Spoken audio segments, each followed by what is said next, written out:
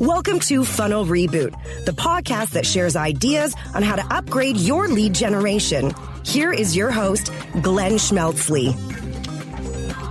Hey, Glenn here. Welcome to Funnel Reboot, where we talk practical tips that give you advanced insights into your lead generation.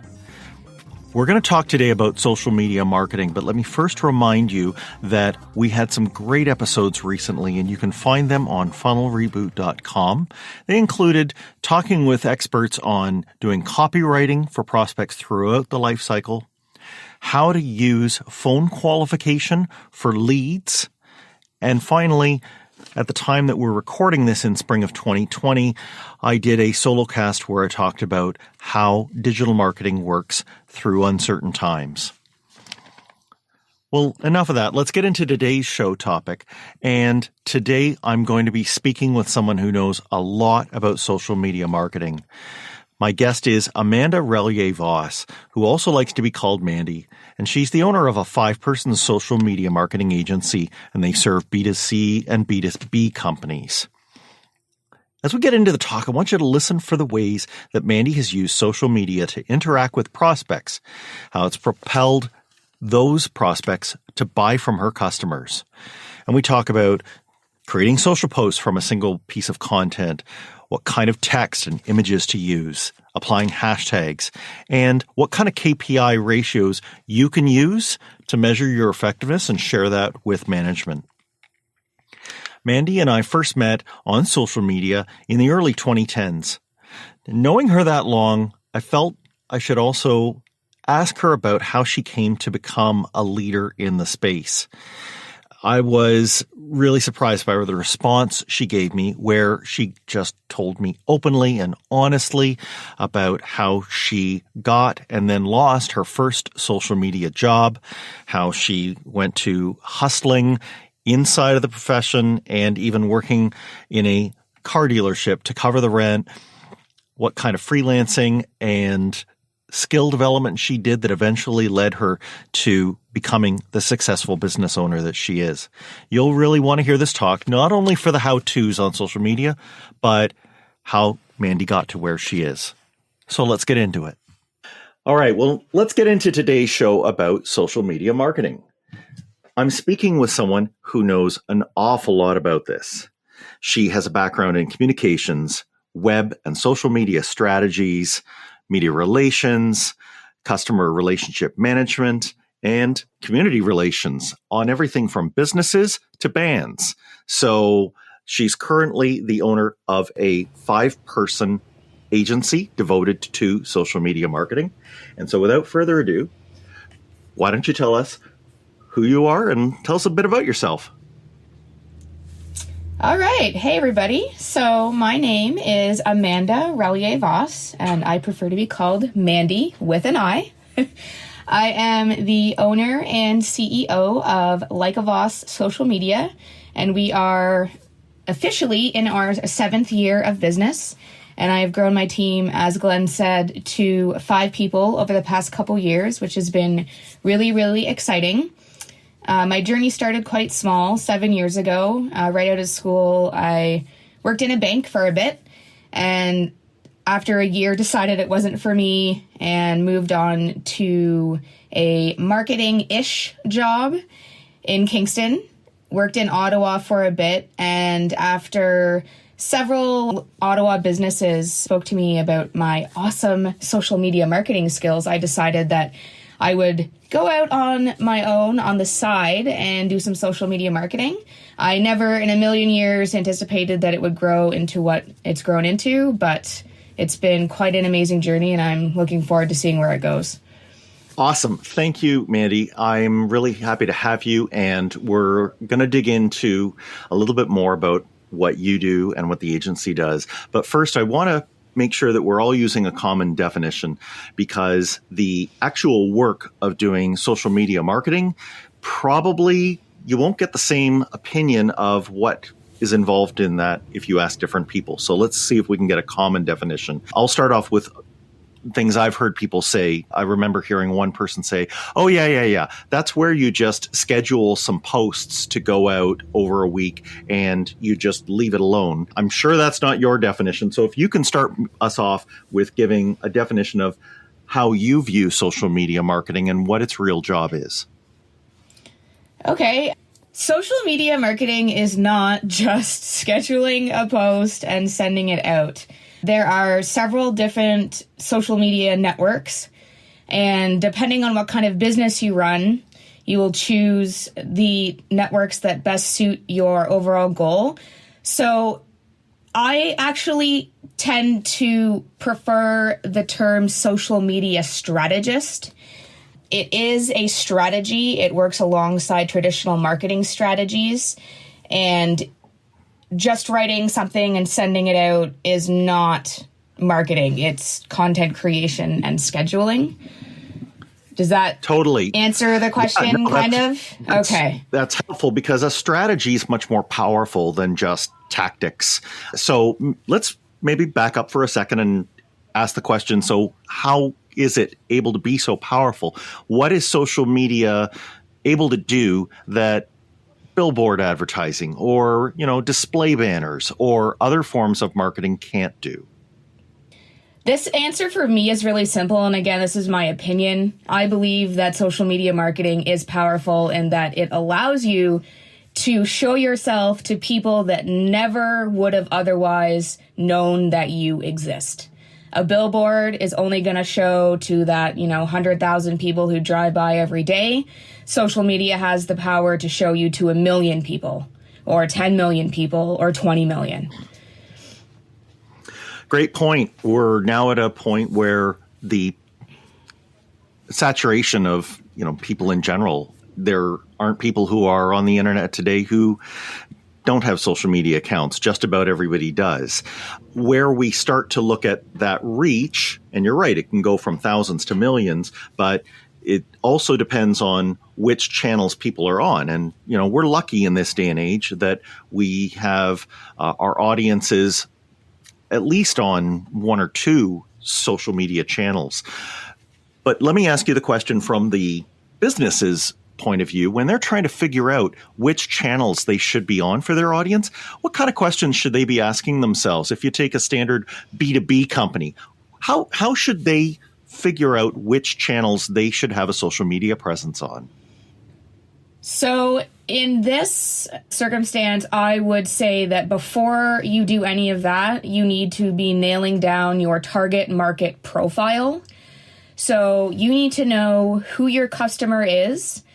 And then from there, you can determine where they are online. So you mentioned B2B.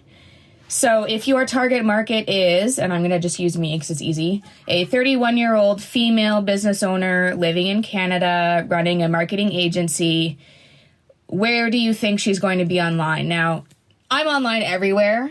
However, as far as the business section is concerned, I am on LinkedIn. So I heavily use LinkedIn to research other businesses and interact with other business owners and entrepreneurs in the B2B space specifically. If we were to talk about B2C, I use Instagram, but understanding your ideal customer or client via your target market profile is the best way to determine which social media platforms are going to do the most work for you. Good answer. I can't agree more. And it kind of leads into the next thing that a company needs to think about, which is, for me, the very basics of social media, and that is content. I say that because it's impossible to use this medium without having content. You can't actually get that target person that you want to reach to notice you unless you put something in front of them, right? It's kind of a catch-22. If you don't put anything in front of them, they're never going to see you. So, but the next question is, how do you figure out what kind of content you're going to put in front of them? Do you have any advice on that? Yeah, so for me, the first thing that I do when I'm doing a discovery session with a new client is take them through a series of questions that just lets me get to know them as a business or a brand. And from there, we develop the social media strategy based on the target market profile that either we come up with together or they already know and have supplied me with. And that is directly related to the kind of content they produce. So, for example, I will use one of my clients in the States. And for anyone other than me, it might sound like a very challenging client. But when I met with them, they did the discovery session, and I immediately figured out how we were going to use social media to help them. So they are Liberty ID, and they are an identity theft restoration business. So I'll make it quick. You subscribe, and they cover you, and if your identity is stolen, they do the recoup for you without you having to do any of the footwork on your own. So, not a very sexy topic, agreed? It's very technical. A lot of the information in that industry is scary, heightens anxiety, makes people worried. So how did me and my team come up with a strategy that would help them educate people about what they do and also encourage them to use their services? So our strategy is very simple. We use their social media channels as a newswire. So every data breach, we post. Articles about how to protect yourself from identity theft, we post. And then anything news related that has to do with identity theft, we post. And then testimonials about people that they have helped. Now, again, not super sexy, but definitely effective, because the more you see this company posting data breach, how to protect yourself, it's just ingrained in your mind. And after a while, oh my gosh, I've seen 20 data breaches posted by this company in the last 2 months. I better protect myself. So that's a technical example, but an example of matching your content to your target and then making it work for you without it being sexy. That was a great example, Mandy. Thanks so much. I know also that when you're doing that discovery, you're probably looking not only at what you're going to talk about, and I love the fact that it's topical and it only just on a tangent, on a side note, kind of gets people to the brand, but it mainly gets their attention from the topic. But when we've got content like this, we're going to have it in a few different forms, and the channels demand different formats for what you're posting. So a LinkedIn isn't going to be the same as a Twitter or an Instagram or a Facebook. Some of them have different copy length requirements. Some of them are image based. Some of them lend themselves to video. Then you've got portrait and landscape. So can you help guide us through anything that you would think of that we can use to help know how we're going to take the content that we have and put it in the form that's going to lend itself to that platform? Okay. Can I do an example of how to turn one blog into a piece of content for all of the channels?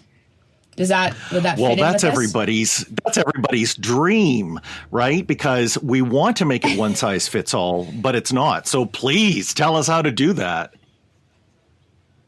Okay, so I'm going to use something that my company does as an example. So we interview female entrepreneurs and post their interviews on our blog. So step one, interviewing the entrepreneur and getting the copy. So once they are done their interview, I do the editing and I get that blog post up on our website. So then from there, I need to make one Facebook post, one Instagram post, one LinkedIn post, and I usually do about 3 tweets just because Twitter is a little bit faster than every other platform. So, step one, Facebook. So, Facebook can be longer copy, but I don't go too long because the attention span is not there, and people will not stop the scroll for a very, very long piece of copy. So, for Facebook, I have a image, and I couple that with a small tidbit from the blog, so just a quote, which is, a couple sentences, and then I will link back to that blog post. So there's your Facebook. So I've got an image with it, I've got some text, and I've got a link back to the blog post. So then switch that over to Instagram. So I'm actually using the same image that I used on Facebook, and in the caption this time, I, introduce the business owner. I tag their Instagram account. I make sure to tag the location. I have a dedicated hashtag cloud that I add specific hashtags depending on what their business is. And then again, I take a little excerpt from the blog, a quote, and then I say, click link in bio. And the link in our bio is a link tree. If you don't know what that is, you can look it up. And once clicking on the link, you will see the blog featured, and that will bring them, again, back to the full interview on the website. So now you have Instagram. So then we go over to LinkedIn. I use a similar post to Facebook for LinkedIn, and I ensure that I'm tagging both the business owner, if they are on LinkedIn, and some of them haven't been because they're not B2B, but tagging the business owner as well as their business, again, if they have those LinkedIn profiles. And then again, link back to the blog. So click here for full interview. And then I am actually using 3 very specific hashtags on LinkedIn. There's a lot of reading you can do about LinkedIn and how it's actually one of the most powerful search engines on the web because it indexes absolutely everything. So I try to include 3 hashtags for LinkedIn. So there's your LinkedIn post. I also, for LinkedIn, include that same image. The images that we do are of the entrepreneurs themselves, but we have them branded. We doodle on them so people will know that it's our image and what we're showing because it's, we're 15 interviews in. So it's oh, there's a social media entrepreneur post from Relyea-Voss. Let's click on it, see who they interviewed this week. And then, okay, so in Facebook, Instagram, LinkedIn. So Twitter. I think Twitter is really fun. I'm 31, so I was on Twitter before I was on Instagram, and I used it way more than Facebook. So Twitter, I try to do 3 different tweets pointing back to that same blog post. First one's easy, take the title, throw the link in, drop in a couple hashtags. Second one, do a little bit of rewording, focus on maybe what the person does for their business rather than the name, and then a third tweet. So 3 tweets, same link, linking back to the website. So now we're at 1, 2, 3, 4, 5, 6 pieces of content out of 1 blog. And then the last thing that we could do is do a little video interview with that person and put that on YouTube. But I will be completely honest with you and say that I am not a video editor. I do not have video tools. So that's an element that we have not incorporated into this particular series at this time. But that would be your 7th piece of content. And that would probably take me 10 minutes to do, 15 minutes maximum. And then I will schedule on the software and I'm done. 6 pieces of content minus video, 15 minutes. Yeah, I'm floored. That's amazing. And in cases where you find that your audiences or different segments of your audiences are spread across 6 platforms, that's perfect. I think for even people starting out, though, even if they got half of those and they did 3, they would be well on their way to reaching their audience. And you've shown how to do it with 1 piece of content. That's astonishing. I'm going to return to one quick thing you said, because I think it's something that people used to think was only on Twitter. And over time, all the platforms have adopted it. And I'm talking about hashtags. But tell me if you agree, the way that hashtags are actually helpful is you have to remember your content's going to be seen by different people, and they're going to come to it in different ways. So for a person who, for example, has watched all 15 of your episodes and you drop a new one, the hashtag will be in there, but they're probably by this point following you on that channel. And so they're just seeing it in their regular feed. But that hashtag, which that person will ignore, is actually the hook that will bring a person who doesn't know you at all into you, because they might have a search on their social media that says, show me any post with this hashtag. And so they discover you that way. Have I got that right? That is 100% correct. So it's just a way to index your content throughout the web. Instagram, for example, and this is not business related, I'll make people smile, is I'm getting a dog. It's a miniature pincer. And I have the hashtag MinPinstagram followed on my Instagram account. So it shows me lots of little cute doggy pictures. But anyone that is using the hashtag MinPinstagram has the ability to show up on my feed because I've indicated that I'm interested in that content. So for example, if someone is following hashtag female entrepreneur, and I'm using hashtag female entrepreneur across the Instagram for that entrepreneur series, I have the chance to be seen by that person. And they've already showed interest in the content because they've taken the time to follow that specific hashtag. Cool. Thank you so much. Let's swing around for a second. Putting stuff on dogs is great, but we're mainly thinking about how businesses can use this. And no, I mean, the principle's the same, but, you probably, for even the dog stuff, you've got an objective in your head. And if we swivel around to how businesses are doing things, maybe what the question is when we're looking at how we want to cause people to engage with our content and have that social media work that we do accomplish something, what objective should that be? And does that objective that we have for our audience change over time? So your objective is going to be different depending on what your goal is. Let's use purchase as an example. Purchase a pair of wooden sunglasses. So that's a B2C, but I'm going to use it anyway. So I am a eco-friendly 31-year-old female business owner that follows eco-conscious hashtags and sustainable living and plastic-free.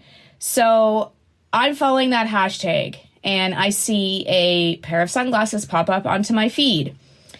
The initial objective of that first post that I see from them is to draw me in. So I'm using Instagram because it's visual. I can talk about other ones also.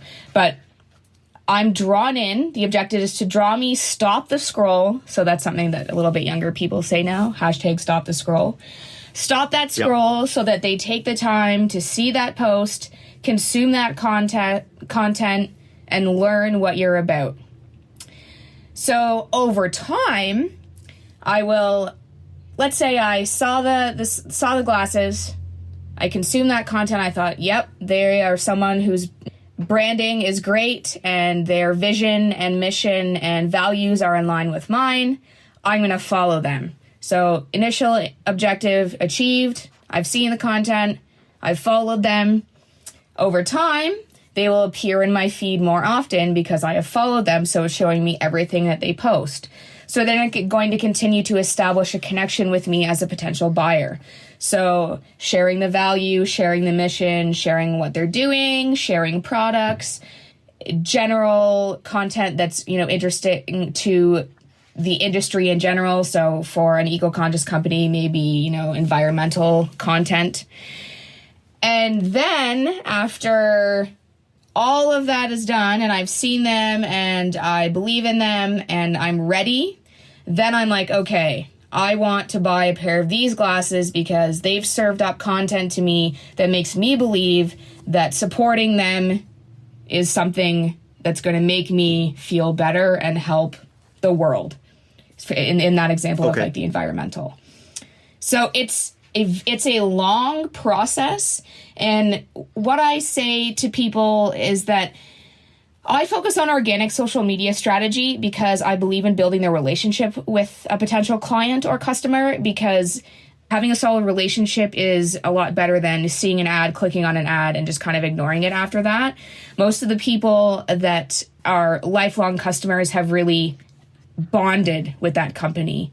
And organic is a long-term strategy and not an immediate strategy. No, and you've laid it out well. And the only thing I would add is that you've given the example with one person, but we have to remember, just like you said at the beginning, your ability here is to do this at scale. So you are having that relationship, but your reach is so big that you are actually having that relationship not with a single person, but with a whole audience of people, and they're in the same area, and while they might be at different stages of the buying journey, they all have that bonding that you talked about from the time that you started until it gets so strong that they want to be a customer and then a repeat customer and a customer for life. So you've pointed that out really well. I would just say, yes, there is also the ability to do paid. And if it's done properly, paid can help with other people discovering. So if you haven't quite got the content that the social media algorithms are putting in front of many, many people, you have the option to buy that reach. And you can then take the audience, for example, that you've already been building up and put lookalikes against it, where you're telling the algorithm, go find other people who, by their signals, look like the people who are already following me. So there's more options there, but I totally agree with you that you need to nail it first on organic, and you need to be able to show that you are achieving some of this individual bonding at scale. So I guess I'll ask, if we, zoom out from how we as marketers are doing it, maybe to the executive level, to the people who are allowing us to do this by shelling out budget for it. What sorts of things do you suggest that we give them to try to help them get their arms around what this is really achieving for us? All right. So I work with someone named Cameron Harold. If you don't know of him, check him out. He's awesome. He is a world-renowned speaker and business coach, and I run his organic social strategy. So he actually has a paid company that's not like a Voss, but we run all of the organic. So when we were sitting down for our meetings, talking about how the organic strategy is doing and how we can pivot to have it perform better, we look at 3 main points. So one is obviously the audience itself. So is he gaining mind share? So is he getting more follows and likes and connections on his accounts?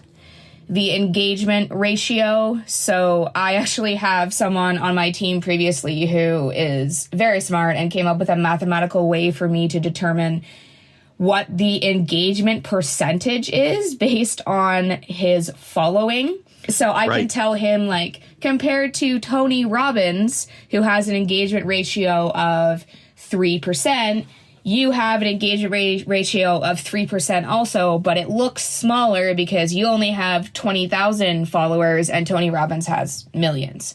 So a lot of high-level C-suites are obsessed with getting, I want the most comments, I want the most engagement. You have to dial it back and explain to them that if your audience is 1,000 people and you get 3 comments, that's really, really good, because the only reason that Tony Robbins and Joe Polish and all those big guys get 100 comments is because they have millions and millions of followers.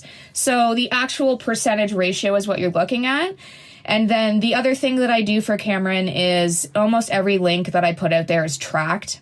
So I can go back and say, okay, the link to your free PR book on Amazon has had 200 clicks. I'm doing it in a very simple manner because the paid company does it with another software. But I use Bitly, and anything that I'm putting out organically, I'm tracking. So I can tell him, you've had 600 clicks on this link. And then if, there's sales through that link and the paid company is, saying they've only had this much, I can attribute some of the financial gain to organic as well. Yeah, so those are all great metrics. And I'll just come back to the part you said about ratios. Ratios are a wonderful way of being able to compare, apples to oranges. Once you get it down to some kind of percentage, right? One number divided by another. And it sounds to me like, in general, what the people who are funding the work of having social media want to know is, do I have an audience? And if I can start to think of my audience compared to the service or product that I'm selling, if I can start to think of that audience as an early piece of my funnel, then I can maybe start to imagine that if I look on an average, each person in that audience is worth something to me because they might be a future customer. So if they, start to get their head wrapped around that, and I agree with you, it's hard with the metrics, but if you even get them to see a little bit of that, then what I think is going to happen is they're going to sustain the social media marketing effort, which is important because you don't want to ghost people once you've tried to set up a whole presence. And the longer you keep doing it, the more you will start to see your pipeline and your revenue numbers adjust because you've done something up in social media. So it's a very loose connection, but the connection's there, don't you think? Yeah, I agree. And then another point that's important is depending on the cost of the product. So one lead that equals one sale on a $20,000 product can pay for social media for a year, whereas one sale on a $10 product is not really going to sustain your marketing budget for outsourced social media. So you've got to take that into account too. For sure. Mandy, I want to take us back for a second. I think there's so much here that you clearly just have a native ability to do. And I'm wondering, how do you think you got this way? How do you think you ended up with, having a multi-person agency and just such a clear sense of how this works? I mean, social media has only been around for about a decade. And so there aren't people, before you that, can say, well, I've got decades of experience. But, you clearly took to it early, and it's something that you've got, a really good grasp of. Tell us a bit about, how you might have gotten there and what steps, you followed that led you to where you are now. Okay, cool. My first experience with social media was Facebook. I think I was 18. I signed up for Facebook. I totally forgot about it. And when it got cool, I tried to sign up again, and they said, you already have an account. So that made me laugh. I first started using social media in the work environment when I was out of school. So I worked at Kingston Community Credit Union, and they hired me to do social media marketing and ended up only letting me do banking stuff. So I was a teller. The CEO was unwilling to let any of their old school marketing tactics go. So it was kind of a lot of pushback on that. But once I left that job, I was hired by Kingston Kiosk, which is a branch of Canadian Kiosk. And for those of you listening in Ottawa that might know the company Ottawa Kiosk, that's where I got my real start. So I was brought up there and given what was my title? Events and Promotions Manager. And my job was to fill up the events calendar on their website. So part of that was they had a dedicated Facebook channel and a dedicated Twitter account to help promote those events that they were listing on the website. So the job when I started was to reach out to local events and ask if they want to be listed. Now, I don't know why, but I thought to myself, you know what? They're paying me money to do this job, but I'm not generating any money for them. So I approached the CEO at the time and said, can I turn this into a revenue stream? And he goes, yeah, you can. So I put together all these packages and I started selling event space. And for its time, Ottawa Kiosk was extremely impressive. We had the channels, I think I grew them to almost 100,000 in a year combined. And, for that time, that is a really, really huge audience. And I would say, conservatively, that we were the go-to place to find out what was happening in Ottawa. So I started selling these packages and say, for example, I think one of them was 2 Facebook posts, 3 tweets, and a newsletter blurb in the copy section. I'd sell that for $500. And they would pay it because, their small social media accounts that they made to promote the events had no followers, yet I had an audience of over 100,000, plus the 30,000 newsletter subscription base that we had. So I turned a no income job into, I think, over $100,000 in a year. And what got me really hooked on social media is that I was the one writing the event promo posts that were going to be sent out. And I was the one doing the engaging on those posts. And I had 3 screens set up, and one was TweetDeck, and one was Facebook, and one was email. And I had a little ding when a tweet came in, and I'd run on there and immediately answer it. And all these events and businesses that I was working with to promote kept saying, like, you're really good at this. You've got a knack for this. You're natural. You're quick to respond. You're friendly. You resolve issues. And I had a few of the companies ask me to manage their social media on the side. And I was kind of like, okay, sure, this will be fun. And I made like a Wix website, and I threw together a weird looking logo. My original logo was like a man's like long necktie. Not even a bow tie, like a full tie. And I threw this website up, and I named it Relyea-Voss and whatever. And I had interest, and I thought, okay, cool. Like, can I do this full time on my own?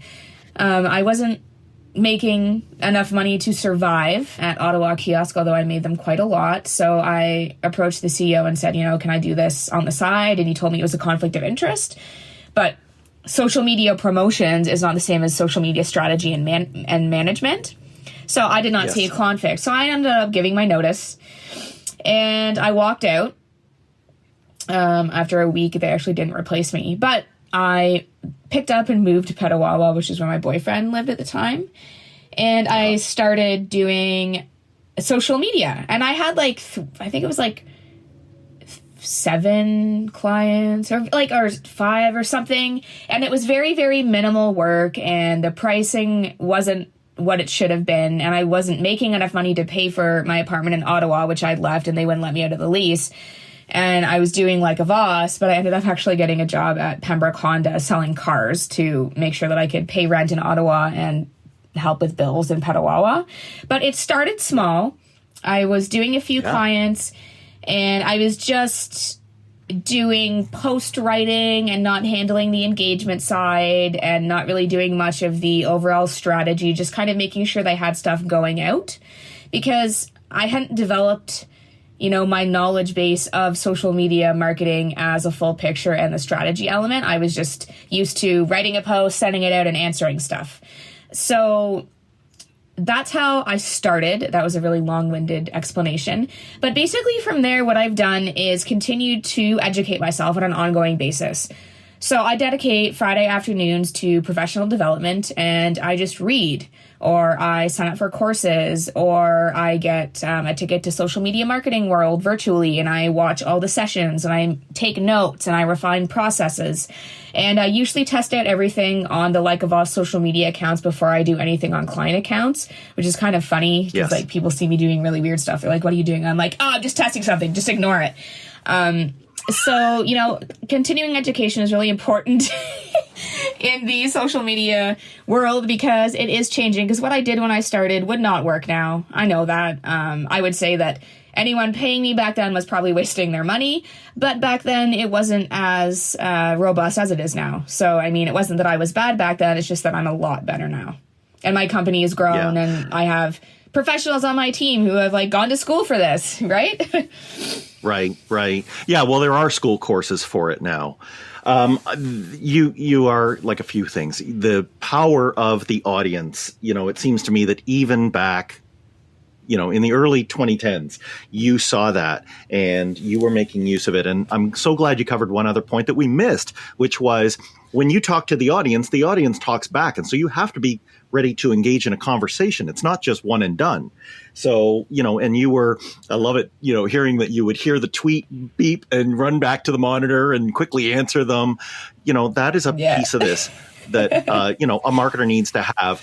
And I would say that a marketer out there listening, if they have some of the same passion that you do, and you've not only got enough passion to do this as a profession, but you clearly have the passion to be able to basically burn the boats and go into this as a business owner. And you've clearly done the kind of sacrificing and work that it takes to get a business going through the first couple of years. So I hope, even people who have entrepreneurial aspirations can hear that in your voice and, think about how much they need to put themselves into what they're doing here, and that they need to, eke out time on a Friday afternoon or a Saturday morning and get their own continuing ed going. You are so passionate about this. It just comes through very, very clear. So thank you for that. And Mandy, I just want to ask before we kind of wrap up here, is there any last tidbit that you want to leave people with that they might be able to use? I mean, the continuing education one alone is a great idea, but if there's any last tip that you want to offer to people, piece of advice, you're welcome to share it. Okay, so from an individual standpoint, social media is shifting very much to being genuine. I saw the trend going from, here's me and my perfect life, and I'm doing so great, and I'm so successful, to, oh my God, today was a shitty day, I'm pulling my hair out, I am stressed, things are not working out. If you are a CEO and a business owner, it's okay to be real online and share the downs as well as the ups, because there is no picture perfect life, and we don't really want to be interacting and following someone that is pretending like everything is peachy all the time. From a business standpoint, my number one tip would be, don't make it all about sales. So this is a super old rule, and I still quote it, and I still believe in it, is the rule of thirds. So 1/3 is content sharing, so sharing other things that are industry related.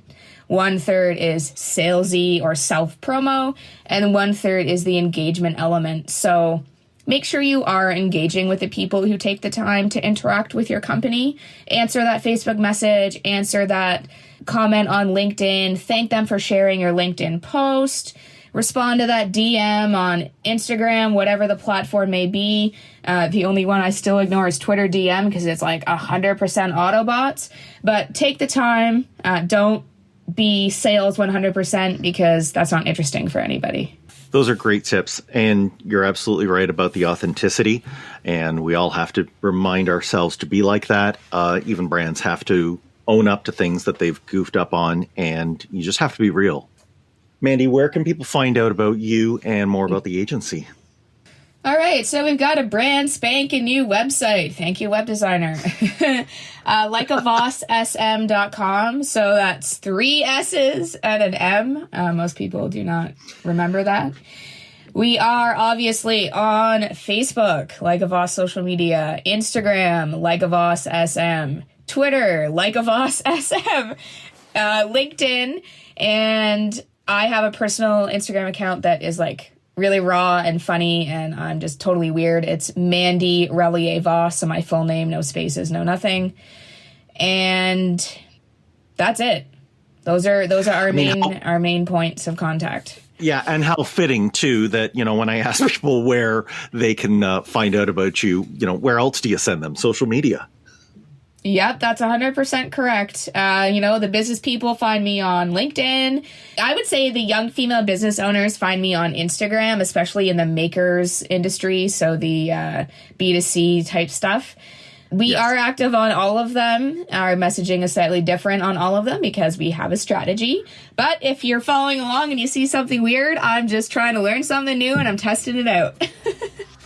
All right. Well, thanks for joining me today, Amanda. Thank you so much for having me, Glenn. It was awesome. Thanks for listening. Follow the show on Twitter @Funnel Reboot. If you like what you have heard today, please consider leaving a review wherever you get your podcasts.